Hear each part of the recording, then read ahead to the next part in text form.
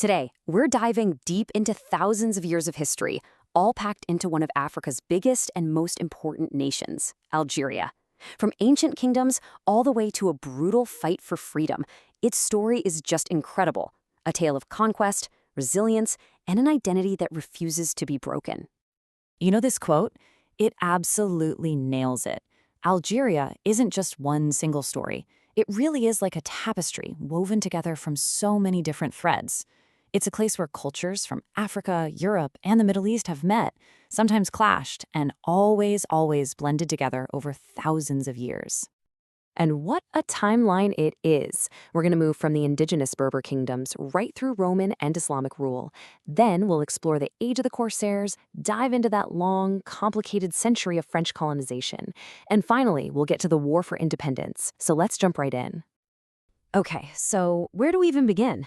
Well, we have to start at the very beginning, with the powerful indigenous cultures that first mastered this land, way before any outsiders ever arrived. The absolute bedrock of Algerian identity is the Berber people, who are also known as the Amazigh. These are the original inhabitants. Their culture, their language, and their sheer resilience, that's the constant thread that you'll see running through every single era of this nation's history. And you really can't understand the history without looking at the land itself. It's a place of incredible contrasts. You've got the green Mediterranean coast, they call it the Tell, which is just perfect for cities and farms.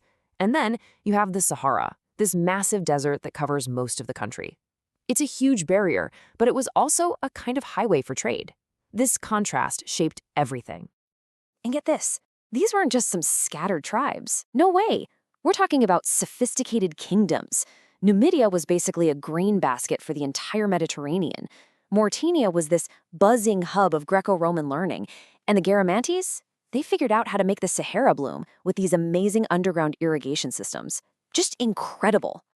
Okay, so with that Berber foundation in place, two huge waves of change are about to wash over the region, and each one is going to leave a mark that you can still see today. So after Rome defeated its great rival, Carthage, they moved in, and they didn't just build a few forts, they built entire cities from scratch. Just look at a place like Timgad. It's literally a blueprint of Roman civilization. It has a perfect grid, libraries, theaters, all built for army veterans right in the middle of North Africa. It just goes to show you how deep Roman culture really took root.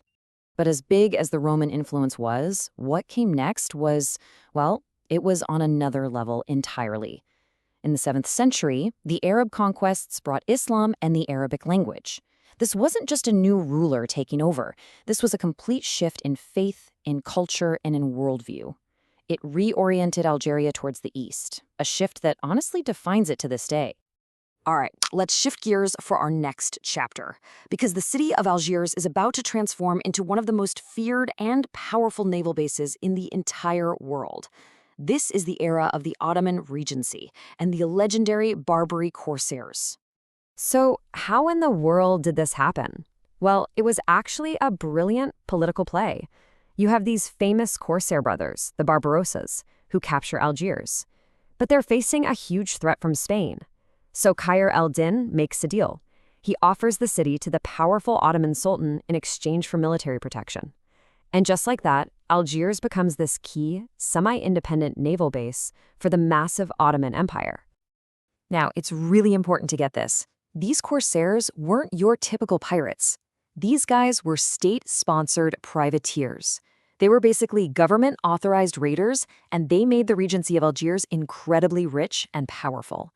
For centuries, their control over Mediterranean shipping made them a major force in global politics and, of course, the local economy. And that brings us to the longest, and you could argue the most traumatic period of foreign rule in Algeria's history. In 1830, France invaded. This kicked off more than a century of colonization that would forge modern Algeria in a fire of conflict and resistance.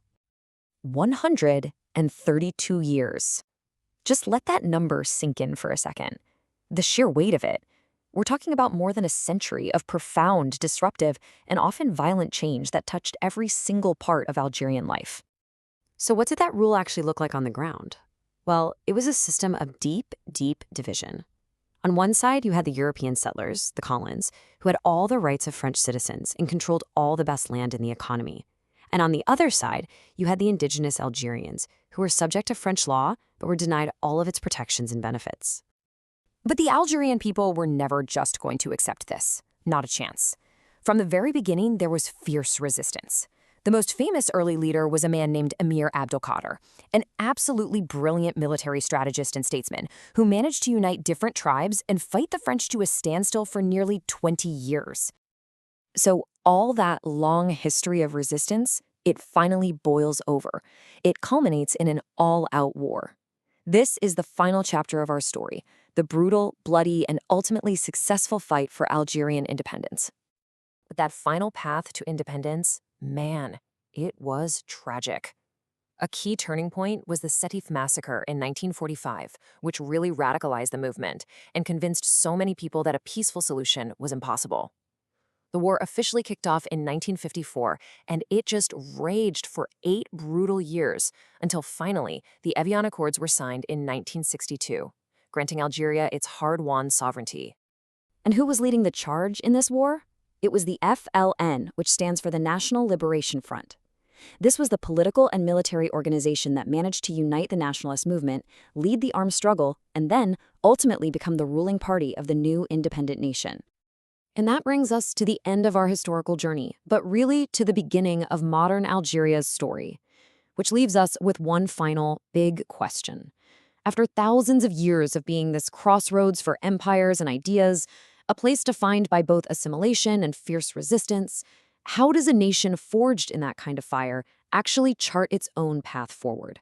That, right there, is the challenge and the enduring legacy of Algeria's long history.